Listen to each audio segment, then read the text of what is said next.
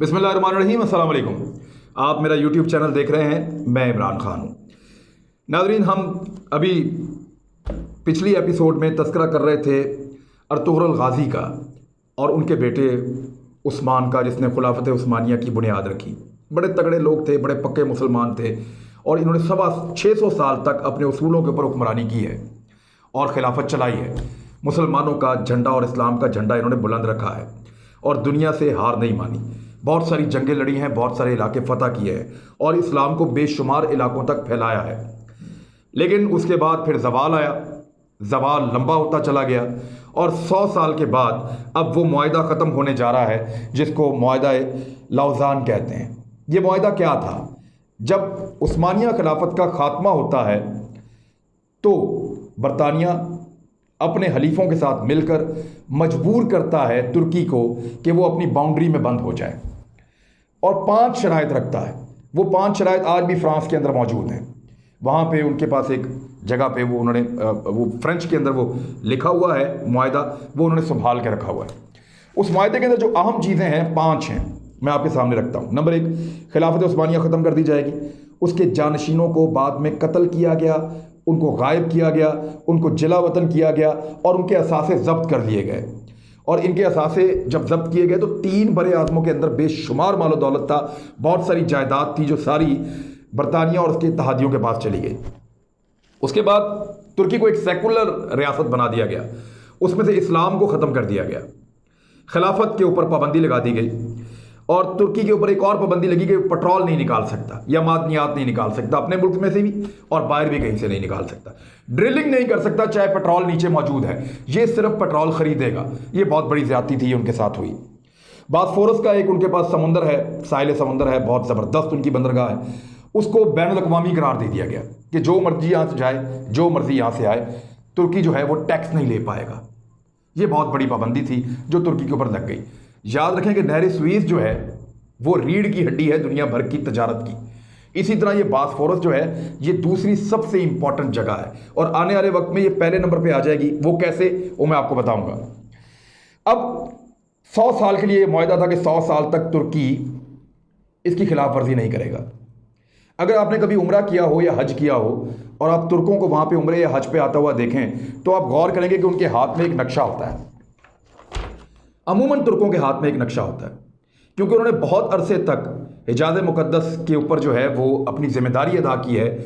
Medina Munawwara और मक्का मुअज़्ज़मा में आने वाले लोगों की मेज़बानी की है और उनको इतना ज़्यादा इसके साथ लगाव और उन्स है कि वहाँ जब भी सऊदी अरब कोई नक्शे में तब्दीली करता है तो उनके मुआहिदे के मुताबिक वो एक एक पत्थर और एक एक ईंट उठाकर वहाँ वापस ले जाते हैं अपने मुल्क में। वहाँ पे बहुत बड़ा टॉप कॉपिया म्यूज़ियम है जो इस्तांबुल के अंदर है। अगर कभी आपको मौका मिले तो आप उसको जाकर देखें। आप सारा दिन भी घूमें तो आप उसको नहीं देख सकते।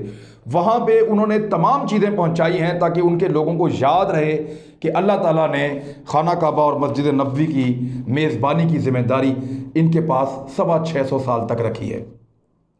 वहाँ जब तुर्क जाते हैं तो उनके पास नक्शे होते हैं, उनको एग्जैक्टली पता है कि किस सहाबी का घर कहाँ है।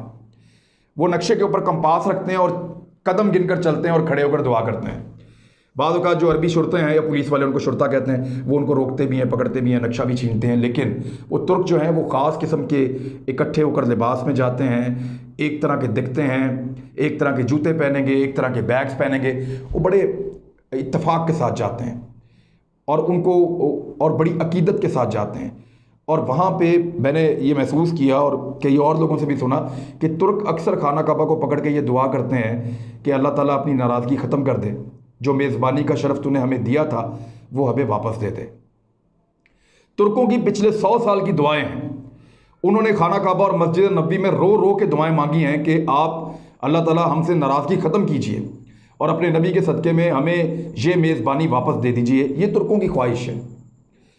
अब ये ज़िम्मेदारी इस वक्त आले सऊद के पास है, जो सऊदी अरब के बादशाह हैं, जो वहाँ के हुक्मरान हैं।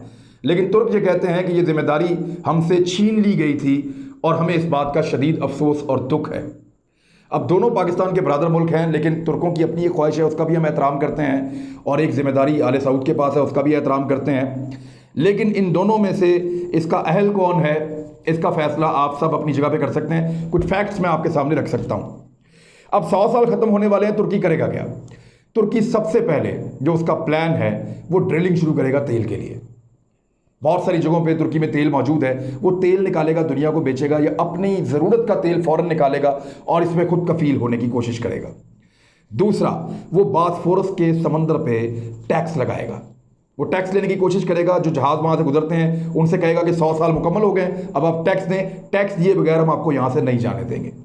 उसके अलावा तुर्की एक नहर बनाने की तैयारी कर रहा है जिसका नाम इस्तांबुल कैनाल रखा गया है। ये कैनाल जो है ये मुस्तकबिल के अंदर आने वाले 5-7 साल के अंदर ये नहर स्वीज से ज़्यादा इंपॉर्टेंट एक नहर बन जाएगी। दुनिया भर के जहाज़ यहाँ से गुजरेंगे और तुर्की टैक्स वसूल करेगा, टोल वसूल करेगा और इतना पैसा कमाएगा कि कोई सोच भी नहीं सकता। तो ये तो है तुर्की की इकॉनमी की सिचुएशन आने वाले वक्त में। दूसरा, आपने गौर किया होगा कि तैयब उर्दगान ने एक काम शुरू कर दिया। फ़लस्तीन में कुछ होता है, सबसे पहले शोर मचाते हैं। इनका एक शिप भी गया था, आपको याद होगा, अद्वियात और मदद का सामान लेकर गज़ा तक। पाकिस्तानी सहाफ़ी भी उसमें गए थे। तो ये जिस पे इसराइल ने हमला भी किया था, तो गज़ा तक इन्होंने बहुत दफ़ा कोशिश की उनकी मदद करने की। और ये तुर्कों की हमेशा तुर्कों की कोशिश है तैयब उर्दगान की क़यादत में कि फ़लस्तीन का मुकदमा बेहतर अंदाज में लड़े। दुनिया में जहाँ भी मुसलमानों के साथ ज़्यादती या जुल्म होता है, तुर्की सबसे पहले खड़ा होता है, कश्मीर के लिए सबसे पहले आवाज़ उठाता है। और जहाँ पे भी, यानी अभी कुछ अरसा पहले बर्मा में मुसलमानों के साथ जो कुछ हुआ, म्यांमार में, उसका नया नाम म्यांमार है, पुराना नाम उसका बर्मा है, वहाँ जो मुसलमानों के साथ वहाँ की हुकूमत ने किया, तो तैयब उर्दगान और उनकी वाइफ ने अपना रोल प्ले किया। तो ये बड़ी कोशिश कर रहे हैं कि मुसलमानों में अपना एक मुकाम पैदा करें।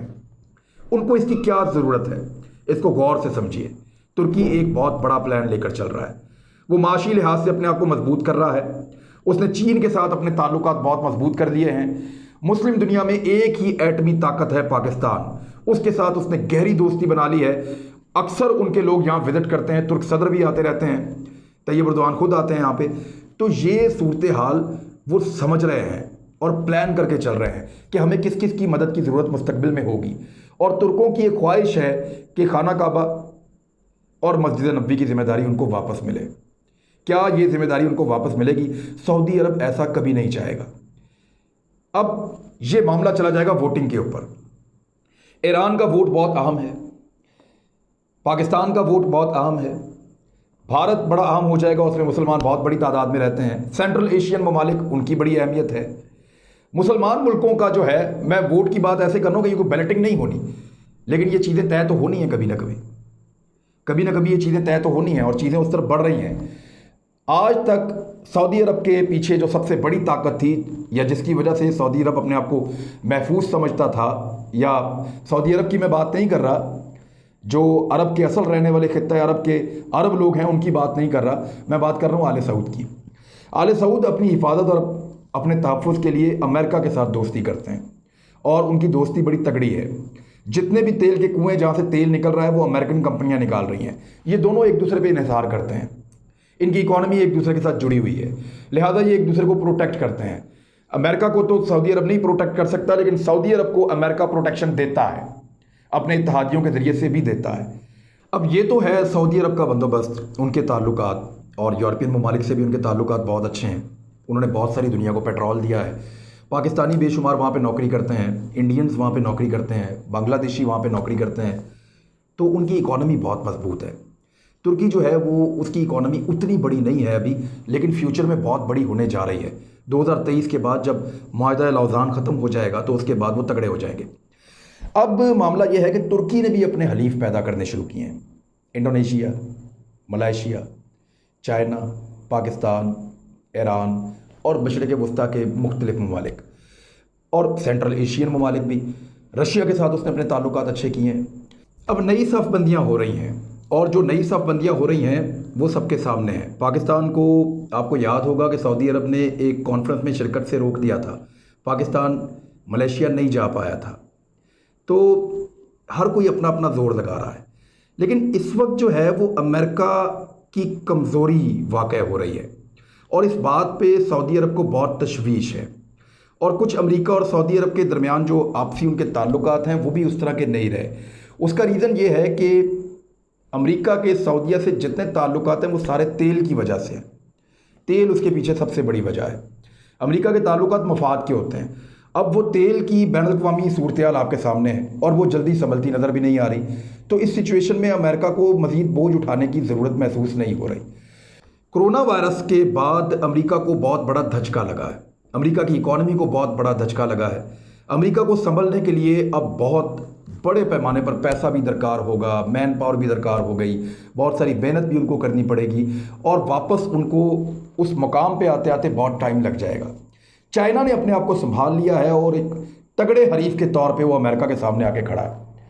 चाइना के साथ तुर्की के ज़बरदस्त ताल्लुकात हैं, पाकिस्तान के ज़बरदस्त ताल्लुकात हैं, इवन सऊदी अरब ने भी वहाँ पे इन्वेस्टमेंट की है। तो मेरे ख्याल में जो अगला प्लेयर होगा इस सारी सिचुएशन में वो चाइना होगा। यूनाइटेड स्टेट के पास कुछ ना कुछ शेयर तो रहेगा, लेकिन मेरे ख्याल में एक बड़े प्लेयर के तौर पे आने वाले सालों में, जब तक ये मामला तय हो रहे होंगे 2023 2024 में, तो दुनिया की इस नई साफबंदी में चाइना एक बड़े प्लेयर के तौर पे होगा और बहुत सारी चीज़ें जो है वो फैसला साजी के अंदर उसका अपना एक रोल होगा।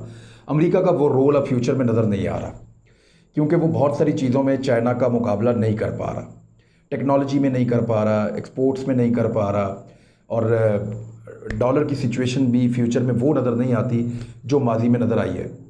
और कोरोना के बाद तो वो बहुत बुरी तरह एक्सपोज भी हुए हैं। अमेरिकन खुद सोचेंगे कि उनको अब किस तरफ जाना है।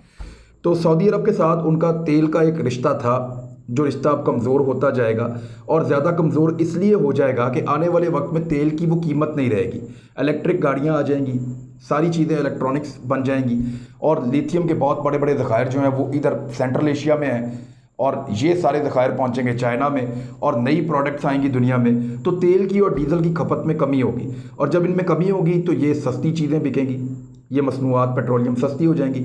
जब ये सस्ती हो जाएंगी तो एक वक्त आएगा कि इनको निकालने का खर्चा ज़्यादा होगा और इनकी कीमत कम होगी।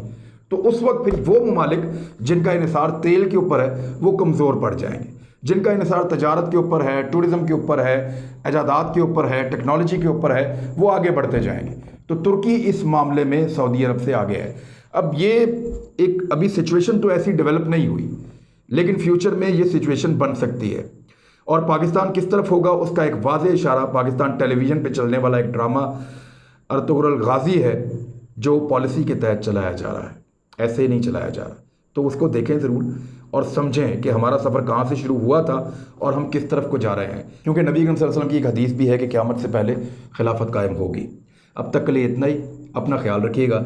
अगर ये रिसर्च जो मैंने अभी की मेरी टीम के साथ मिलके और आपके सामने कुछ फैक्ट्स रखे हैं, अगर आपको पसंद आए तो हमारी हौसला अफजाई के लिए आप सब्सक्राइब करें इस चैनल को, इसको लाइक करें, इसको दोस्तों के साथ शेयर करें ताकि हम और अच्छा काम करें। बहुत शुक्रिया।